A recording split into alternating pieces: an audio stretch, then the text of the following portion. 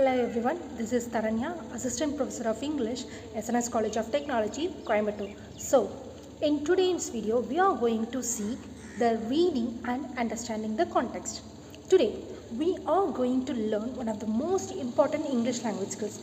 This is reading and understanding the context.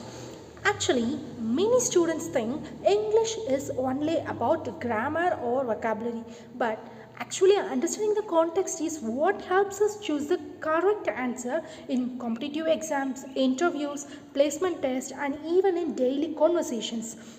So, imagine someone says, "It's getting dark." Does it simply mean the sun is setting?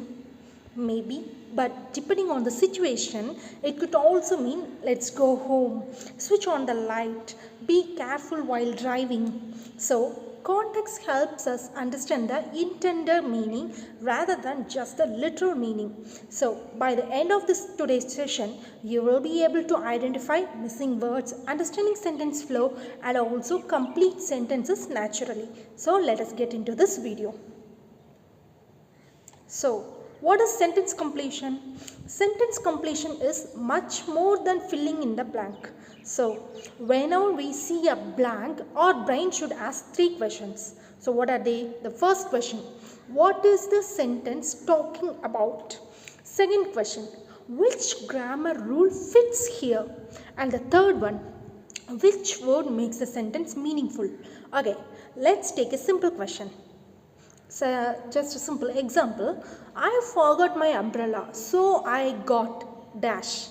Most students immediately think of grammar, but grammar alone isn't enough for these kind of questions. The possible answers are, I forgot my umbrella, so I got wet. Isn't so? Let's think of some other answers. I forgot my umbrella, so I got sick. I forgot my umbrella, so I got hungry. Are they apt? No, only the wet matches the context naturally. Now, let's consider another example. The doctor advised him to dash smoking. The possible answers, let us guess. To stop smoking, to stopping smoking, to stop smoking. So, which one is right here? Now, the grammar becomes an important part. Let's see. The doctor advised him to stop smoking. So, we have to see the context as well as the grammar. So, the sentence completion always combines the meaning, the grammar, the vocabulary, and also the logic. The logic is the important one. So, there is an extra tip. So, let us see what the tip is. Whenever you see a blank, never read only the blank. Okay, if there is a dash, you should not read only the dash. Read the complete sentence before and after it. Actually, many students lose marks because they only focus on that one particular word instead of the whole sentence. Okay, so this is how we see that. So, why is coherence important? Let us see why it is important. Let's understand coherence with a real life example. Okay, imagine you're watching a movie.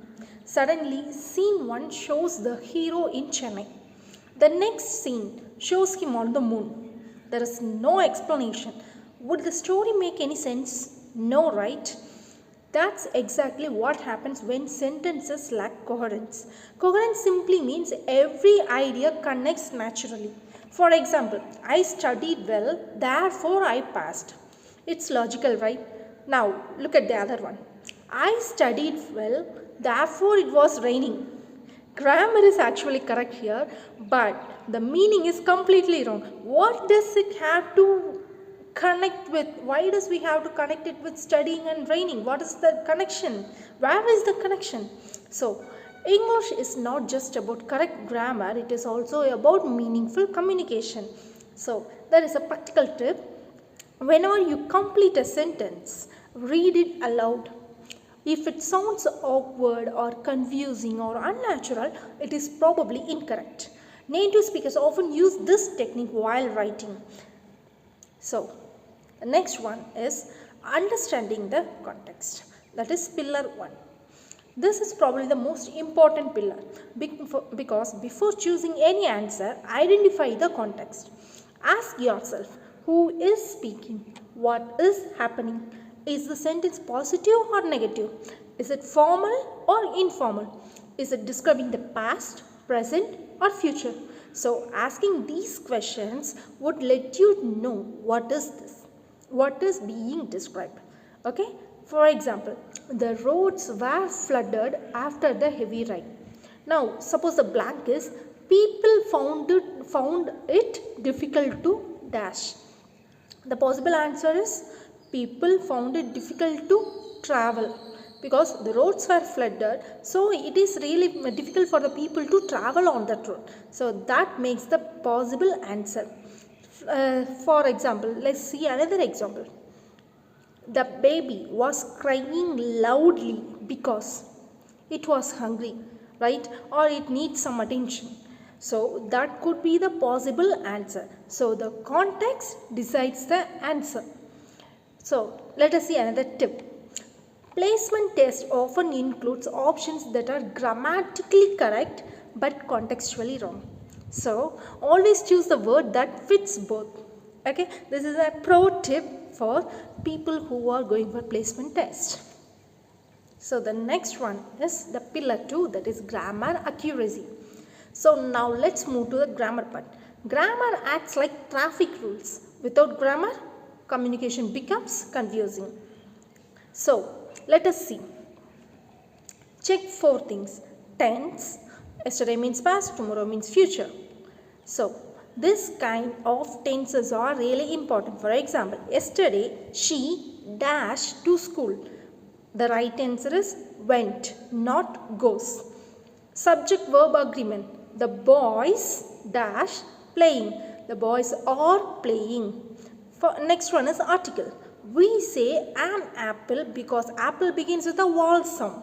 But a university because university begins with a consonant sound YU. Pronunciation matters more than spelling. The next one is prepositions. Students usually confuse in, on, at. Remember, at 8 o'clock, on Monday, in July. These small words make a huge difference. So, in the next video, we will learn how logical connection, vocabulary, coherence and different questions types help us solve sentence completion questions quickly and accurately. Until then, bye. Thank you.